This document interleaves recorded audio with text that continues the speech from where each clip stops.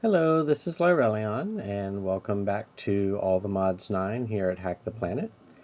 Today we're going to be taking a look at how to set up a Whirlisprig farm. So we're here on the first floor of my tower, here at the entrance to the tree farm. Let's go ahead and head through the portal. So this is my Whirlisprig farm. As you can see, there's a lot of plant life here. Whirlisprigs basically collect plant-based blocks and materials.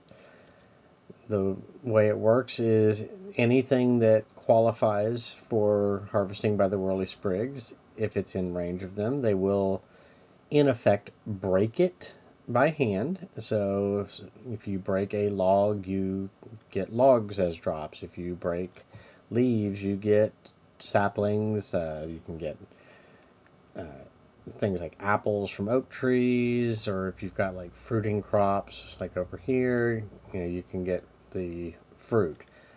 What they don't do is give you things like leaves, because when you break leaves by hand, you don't actually drop leaves. They don't treat it as though it's a silk touch situation.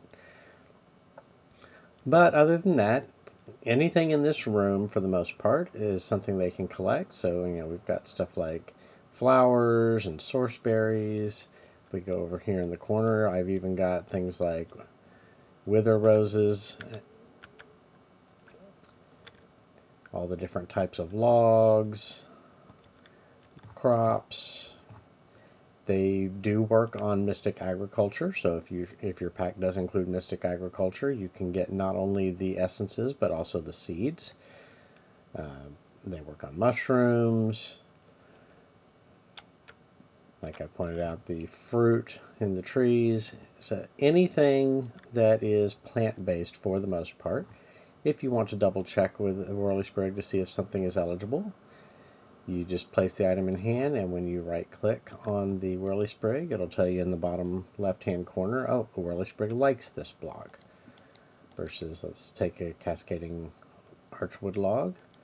Whirlisprig would be excited to have this in their home, so they like that one even more. That comes into play because there are two factors to consider with Whirlisprigs. One is their happiness level.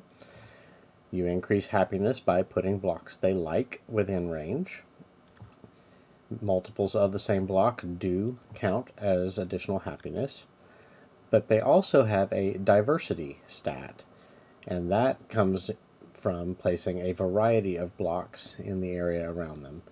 So clearly, just from looking around here, you can see I have a very diverse environment for them to live in, and there's a lot of blocks, so they are also very happy. So I've maximized the potential output from these Whirlisprigs. So like the Drigmies, you have a central block. In this case, it's the Whirlisprig Blossom. You get that by having a flower and using a Whirlisprig charm on it.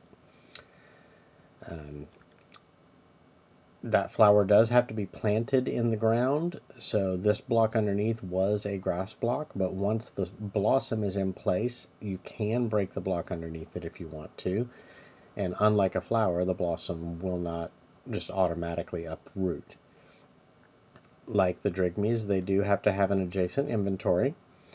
So I've got one of my wormholes here that they just basically, as the loot's collected, it gets deposited into the wormhole. And you will need the source jar, because each time they generate loot, it is going to consume some source, so you need a supply of source feeding into that. On the horizontal plane, they can reach up to 10 blocks in any direction, just like the Drigmies can. So again, this is a 21 by 21 room, and it's for the most part filled.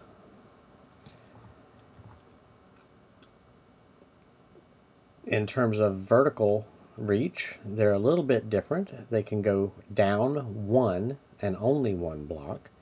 So in this case, you can see I've got like the kelp and the bramble vines and rice and stuff like that in the water. They can collect all these aquatic plants just fine. They can also collect the lily pads that are on the surface.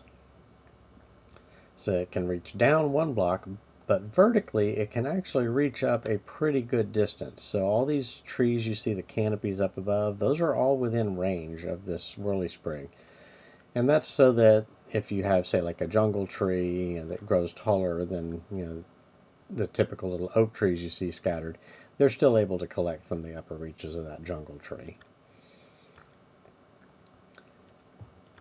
As you can see, I do still have some room to expand if I find any additional crops that I'm missing, but